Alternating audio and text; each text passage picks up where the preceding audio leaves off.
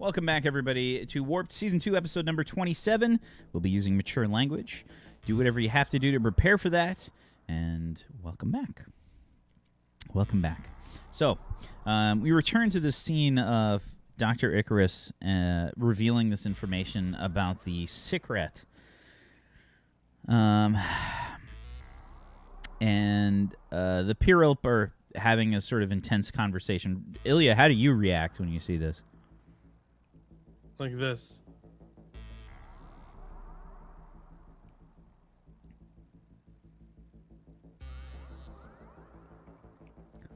Yeah, I mean, Thick, you and Betty can sort of see this going on too. For the podcast, I was staring in surprise. I think you guys can all hear it. Betty's muted, so you can't hear her screaming. Yeah, Betty's like, I think Thick starts just taking record of the map and locations and planets and stuff. Starts scanning it and adding it in her libraries of stuff. Yeah. Go ahead and make me. that's a big map. Yeah, it's big. It's huge. Yeah. All right, Thick. Go ahead and make me a astronomy plus logic check. Okay. Bladow is 21 on a 5d6. She's been missing that star chart. Yeah. She's been missing it. Yes. It's like therapeutic while she's in her cell, just like. So yeah, you sort of take in this area where the Sik'Rit are, and it's crazy. It's basically spans this whole space here. So about at its widest point, 25 parsecs.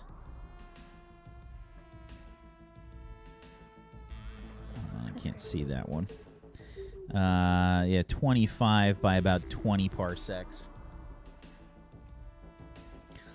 Just a massive area of this sector of space here. Complete no-fly zone. Marked. Done.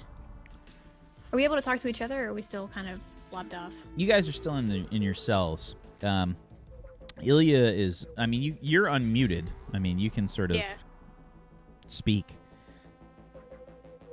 Okay, I guess to Ilya, 7H1CC will essentially report how many parsecs large and wide that thing is, and kind of a warning to him that if we travel back, we should really severely avoid that area.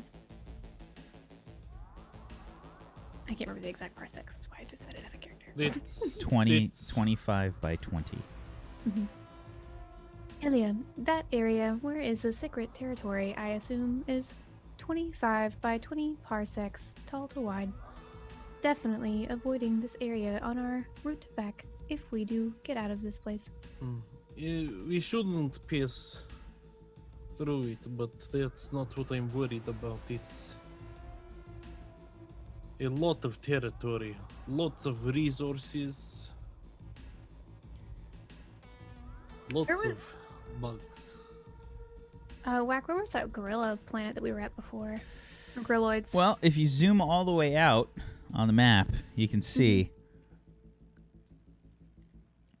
currently the Arcadia's position and the others. Yeah. Jeez Louise. Yeah. It doesn't show any planets they could have destroyed or taken over, like the gorilloid planet. So this is there could be the more. most current information that the being that was inside of me was able to, well, I guess, try to obscure from me.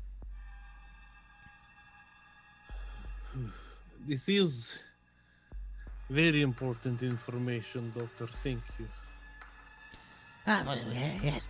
In regards to the resources, as you said, they have many resources, but they seem to constantly consume all of these resources and continue to spread their population and expand their abilities with the various subspecies that they have. There's a sort of strange feeling of various genders being represented by these species as well. They regard them in certain ways. I had this sort of overwhelming feeling that when I was working on those specimens that I had in my laboratory, that they were not right. The Sik'Rit that I had inside of me, I wanted to kill them very much. Doctor, their territory, do you have any indication of how quickly they are expanding it? No. I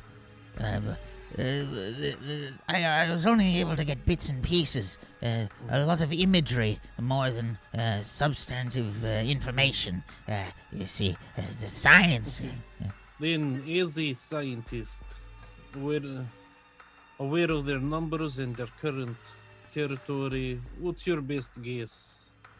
The gorilloids, do they have years or decades or centuries or?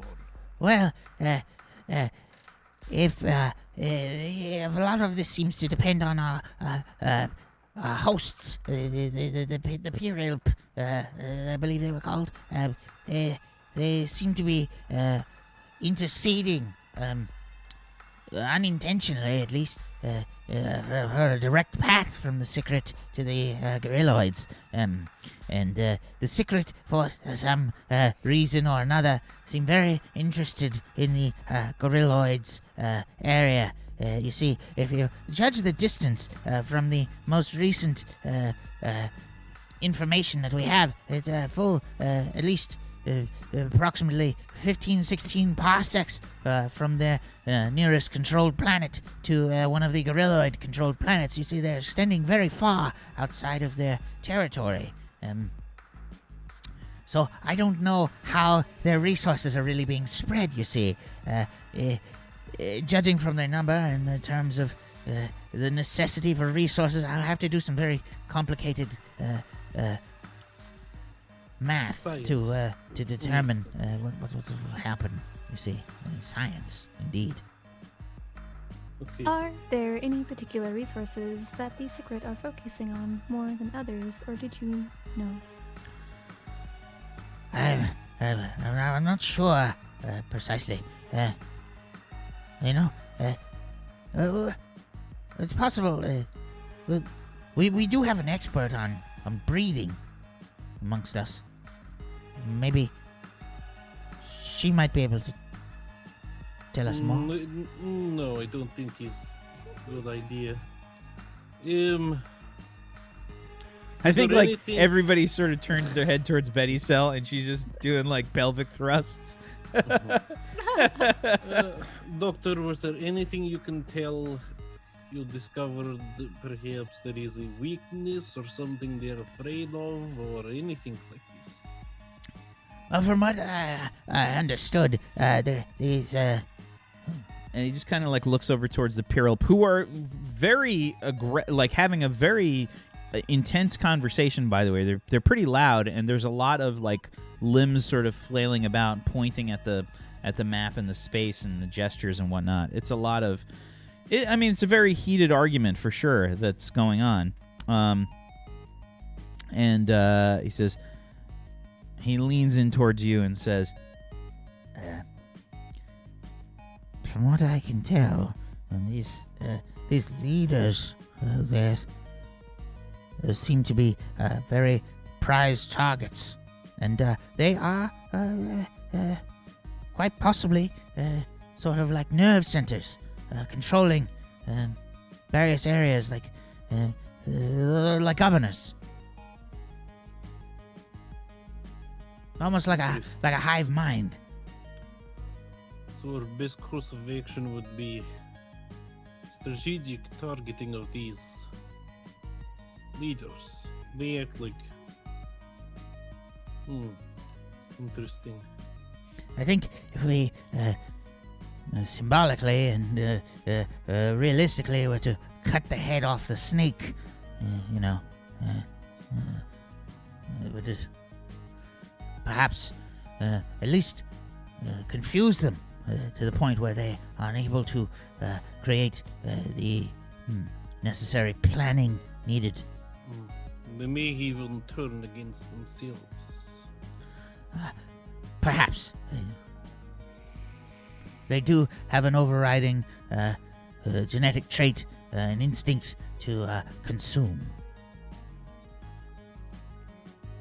That actually could be bad for us. We kill the brains and the rest just consume at will.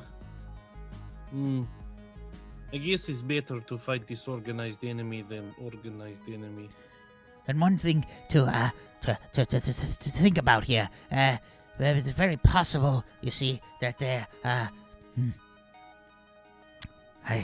this strange feeling that I had in regards to the other species that were being created in the lab, it's perhaps possible that they sort of harbor a sort of hatred for each other. I don't know. It's very strange. It's interesting. It's very useful information, though. When we get back to Arcadia, I believe you will be very busy, Dr. Icarus. Oh, of course. I have so many studies to make and charts, and there's I have to analyze all of the species that we've interacted with so far here. It's very important. If I don't, probably spend most of your time explaining to military officers all of this. But aren't you a military officer? Yes, but there are more, and they will probably want you to tell them each. Can't we? Can't 7H1CC simply play this back? Why do I have to do that? That seems like a lot of unnecessary talking. Yes. Welcome to the military. I am capable of recording and displaying this information to the military if it is needed. Yes, but they will want it straight from the so cow's mouth. Simply have to hand out. What do you have? Data cards? Or can you upload? Can you email? I'm sorry. I know the nature of military people, Doctor. They'll want it from you. I'm sorry, but seems rather unnecessary. Maybe you could hold a conference or something of that sort. Oh, yes, I've held many conferences before. That's a wonderful idea. Go. You'll make the best table. 7H1CC, thank you. I am willing to be your table. However, I can also display the map that you have drawn out as well. Oh, that's just very, very handy. Planning meetings 101. Let's Well, go. I wish you both luck with your conference. Dr. Icarus immediately starts like talking about like various conferences that he's been to. He just starts rattling off like all this. I went to this one conference in regards to fungal growth. It was very interesting. You see, certain kinds of fungi grow in very strange places. Some inside beings that are alive, and they. Oh yes, Betty is pointing to her crotchal region. You can see that is one place where some fungi can live. Yes, Betty. In fact, she was a recent study of mine. I wrote a paper on her. She had several different sort of. I look for like the button to turn off outside audio and save myself real quick. Just like,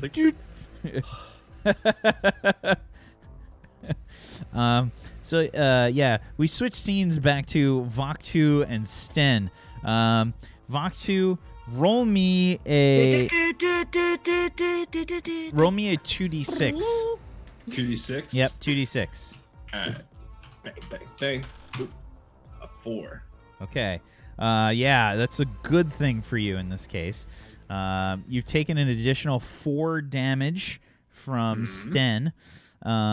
And Sten has taken an additional 9 damage from you.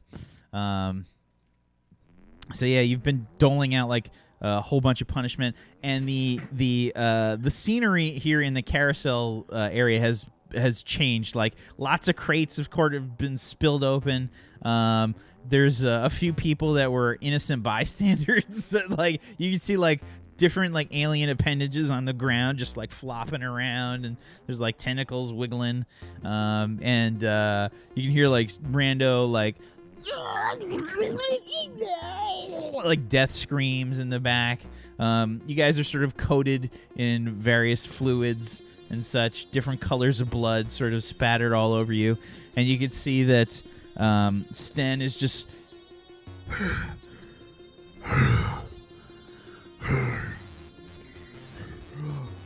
I will win back my honor.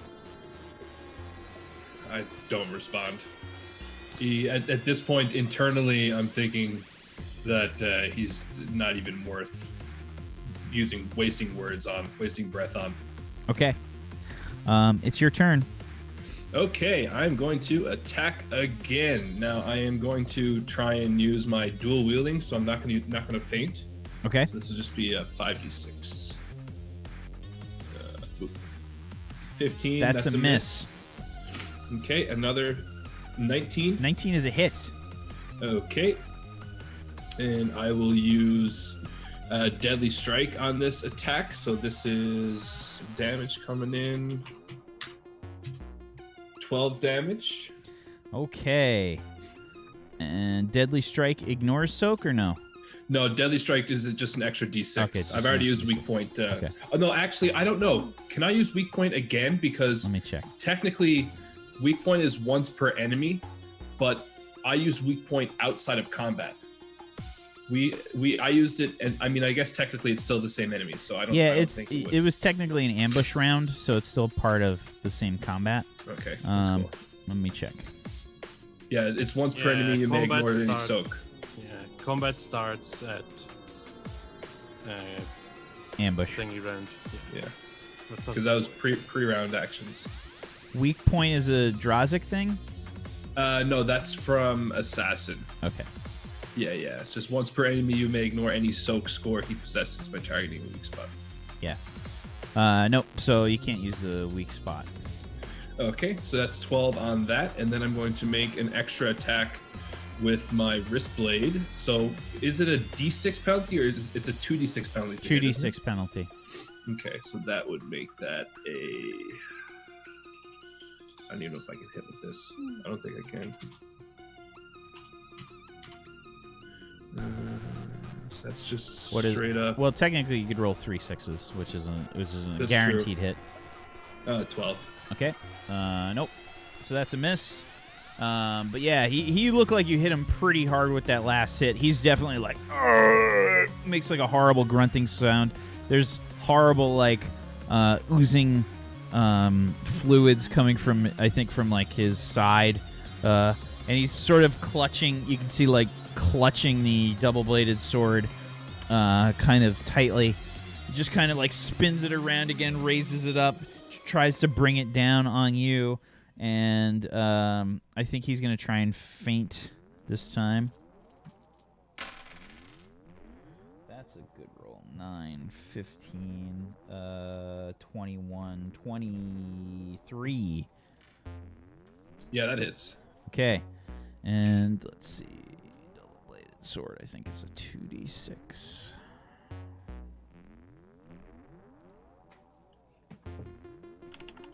Yeah, 2d6, and it's a double. What does the double thing do? Double. There were 2 weapons. Typically means the attacker gain additional attack per turn with it, but will suffer penalties to the attack roll. Okay, unless they have ambidextrous. Okay, yeah. So it's like dual wield. Yeah. So this is for 7 damage. Yeah, my soak is 9, so I don't feel it. Yep. Just kind of glances off. You could tell he's weakened as he tries to hit you, basically. Doesn't come out with nearly as much strength as it did before. And I think since he used feint, he can't use the second weapon. Yeah. Okay. Your turn. Okay, just a quick question. How do you go about using your hook in game? So what's your like hook? the actual So it's who puts faith in tradition. So anything that's related to the tradition, basically, or your faith, I should say, your faith in tradition, gets exploding dice. Can provide a combat bonus by definition. It can't? Cannot. Okay, if that's the case, then it's fine. All right. I'm gonna look at him. Just last chance. Kneel. Give me another intimidation and reputation. Okay. So I will use one of my actions for that. Bang. 17.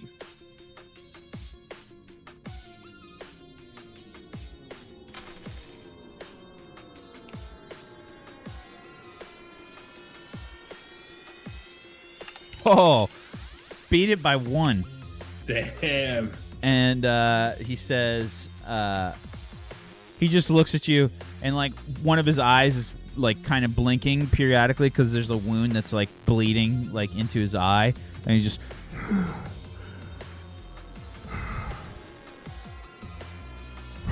he throws out his sword just to the side, bares his neck.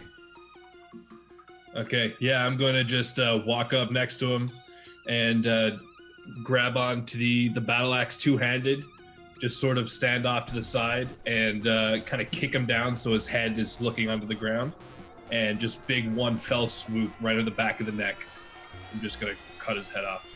Yeah, as soon as his knees make contact with the ground, you bring the axe down. So, essentially, what you get to do, I think, here is roll an additional 2d6 on your attack roll. Okay.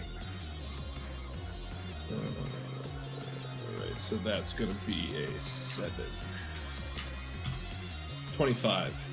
You got no 6s in that. Jesus Christ. Yeah, it's just a lot of... I was like, this has got a crit. Not even 1 6 there. Wow. Okay. So, the head... well, give me some damage. Give me your damage. Do you want me to add a bonus to that as well, based on the situation? No. Okay. He doesn't have a lot of HP left, though, so it doesn't really matter. 11. Oh, yeah. Yeah, he doesn't have nearly as much soak as you do. The head just kind of just gets detached. You see a splurt of blood shoot out, collide with some person that's trying to hide, probably behind one of the crates or something that's fallen off the carousel, and just gets... It sort of tries to get out of the way of the blood, but it doesn't happen. Gets coated. You see the body start to wobble. Falls to the ground. The head just kind of rolls.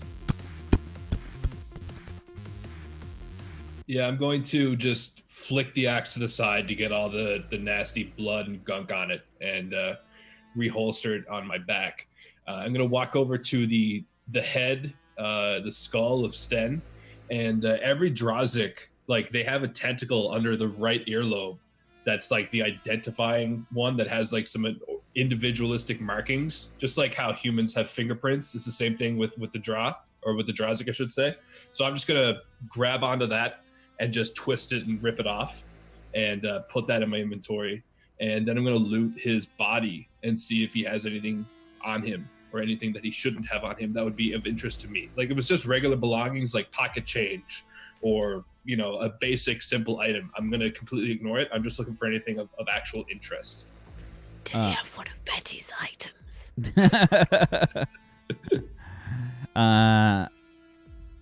Betty, give me a charisma, actually charisma or reputation, plus erotic mime. Okay, hang on. Right, okay. Since this is the only time you'll ever get to roll it in the whole campaign. All right, I have 9 charisma now. How many d6 does that put me on? Well, it's got it right underneath. 3 and a 4. 4, right. So just click the erotic mime button. Okay. That'll roll. Yeah, because I just put my charisma up and I wasn't sure if I needed to increase the d6 or if No, it does it automatically. Right, okay, so 3d6 plus Yeah, you needed one more charisma, and you could have gotten a 4d6. Damn it. Right. Okay. Can I use luck dice? You sure can. I mean, however many you got left. I'm gonna use. Actually, have I used any luck recently? All right. Well, let's scratch the luck. Okay.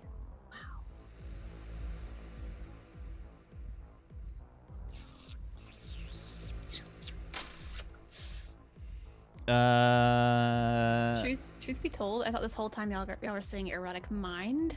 And I was like, and now I just realized it's erotic mime. Yeah, it's mime. Erotic mind. Wait, that's not really erotic. That's more lewd. But lewd mind.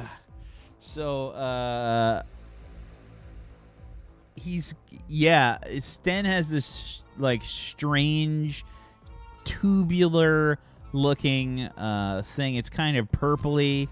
I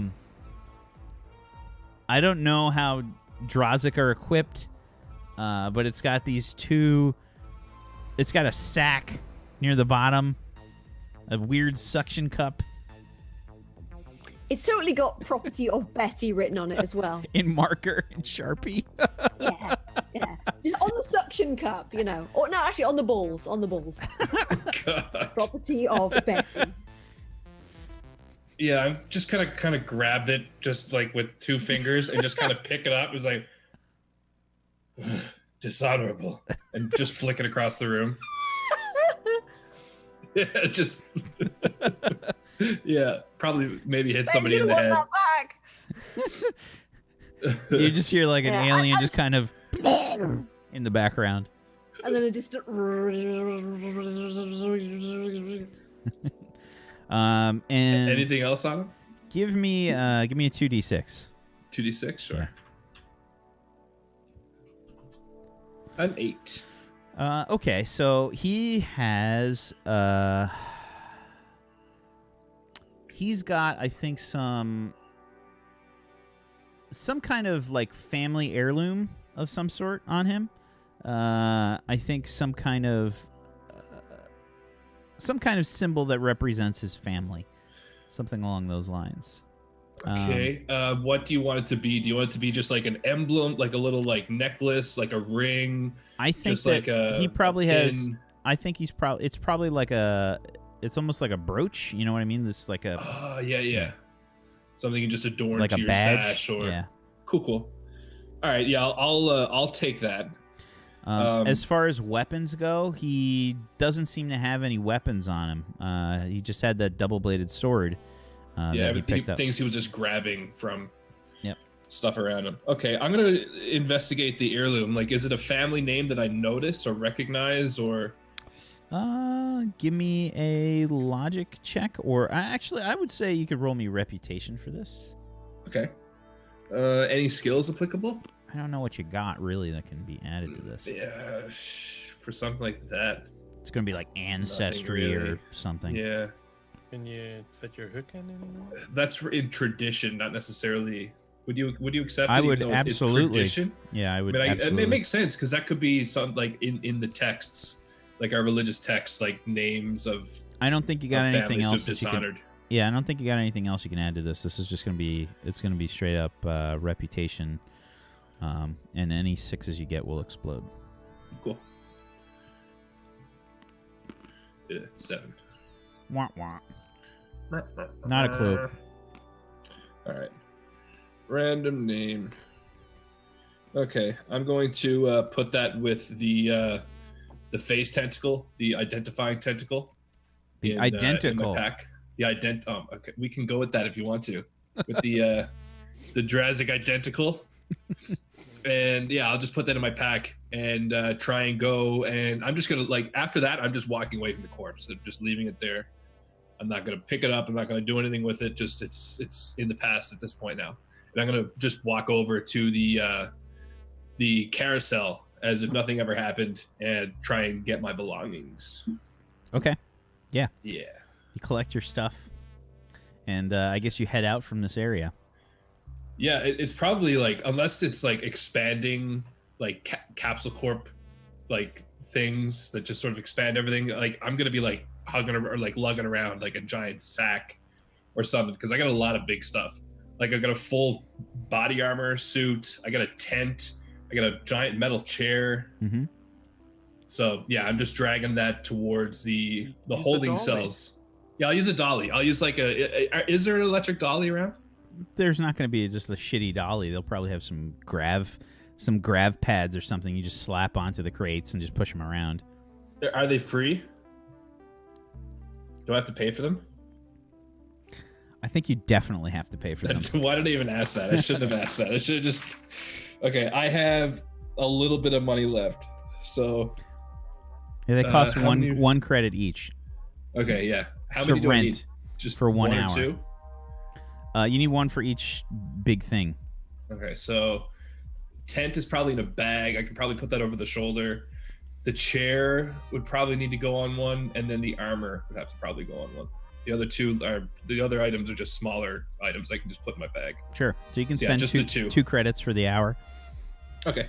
Yeah, and I'm gonna just head off towards the holding cells where I believe everyone is stationed currently. Interesting. Okay, so roll me, I think, intuition plus tracking. Okay. 22. Holy shit. Oh, that's a lot of 5s. 4 5s. Oh yeah. So you can kind of figure out where everybody is. It takes you a little while to get there, not super long, but maybe 15 minutes or so to kind of navigate your way there.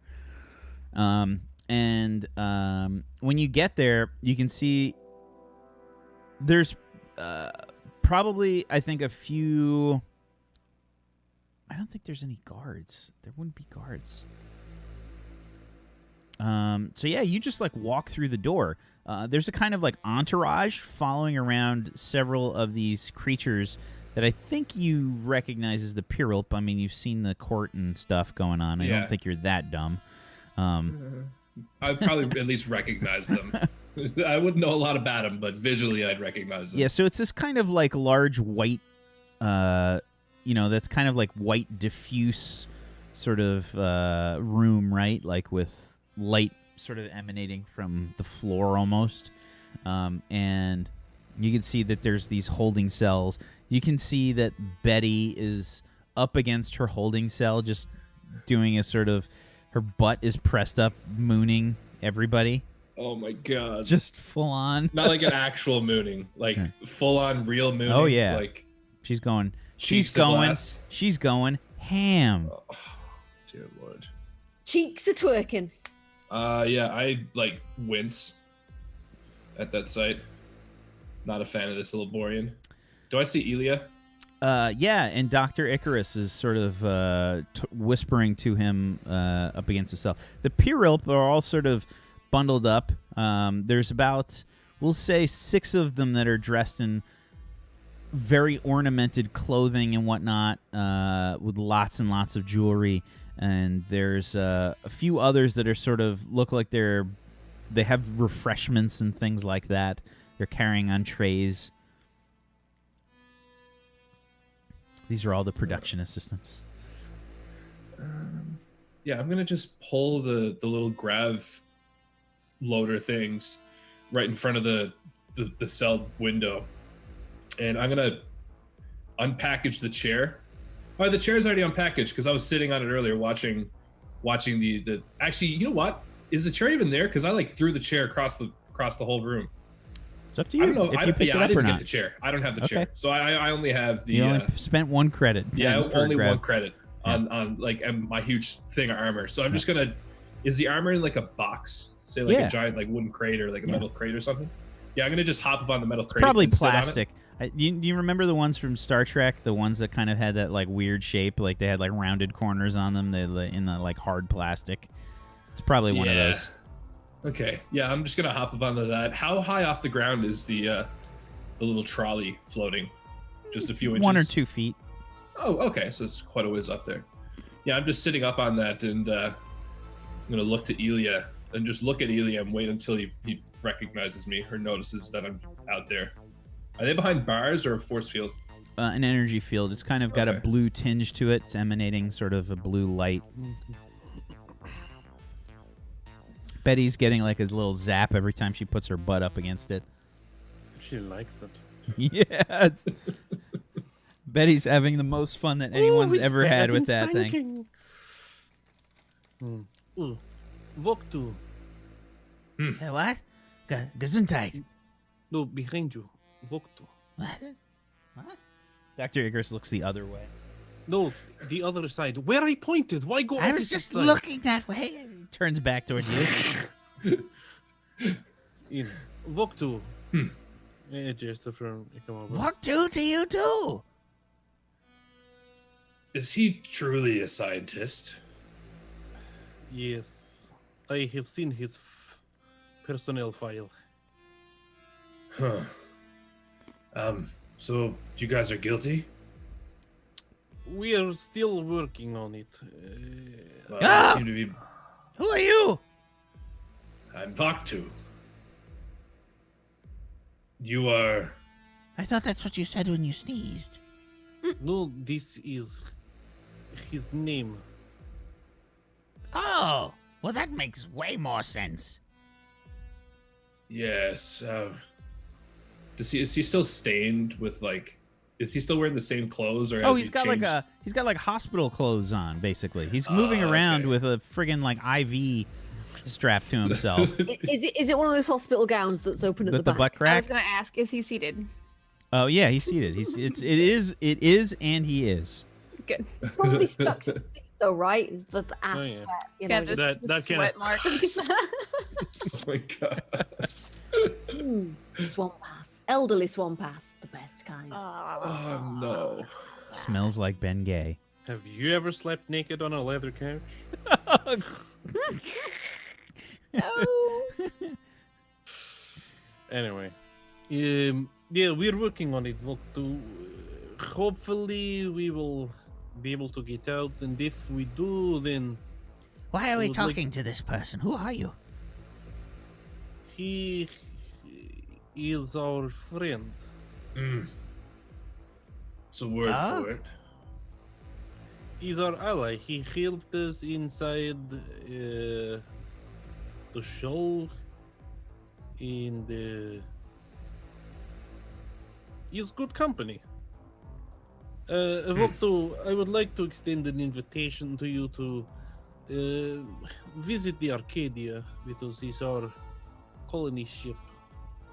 On one condition: And that condition is free food. I'm starving. yes, you will be able to. We may not have the food that you like. As long as it's alive and not synthetic.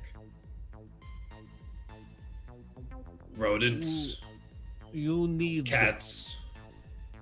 You'll need living creatures to eat. Oh, Yes. that's horrifying. What are you? You are We will- horrifying. We will see what we can do. I will, of course, give you a commendation. Tell everyone that you are great, etc., etc. Why do I need an accommodation to be told that I'm great? No, we'll do all the things, and well, your request is a little odd, but I will put in good word. Why is it odd?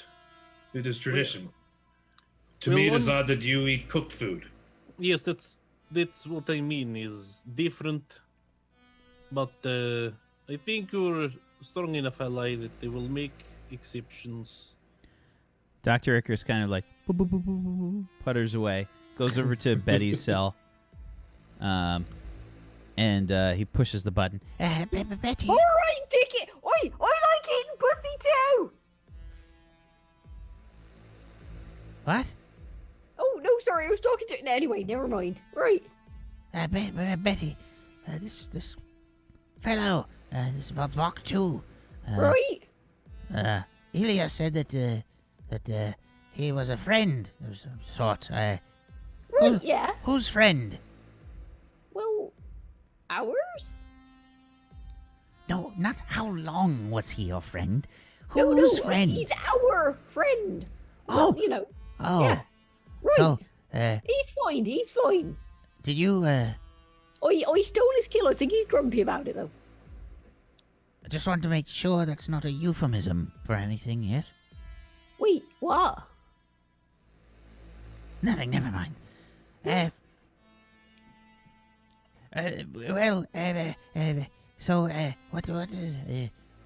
What use is he? What is he? Well, he's very large and very good at killing things. Oh, I know that, but we all know that doesn't really mean anything. Well, it means he's large and good at killing things? I don't know. What? I don't know. No, I mean, what is his stance on science? Oi, Vok'tu! What are you doing? Yeah, I'm just sort of sitting on. Science! It's beneath me. I should say it is beneath you. It's all around you. No, it's beneath me. I don't understand what you mean. Do you like science? It's irrelevant. Oh, what?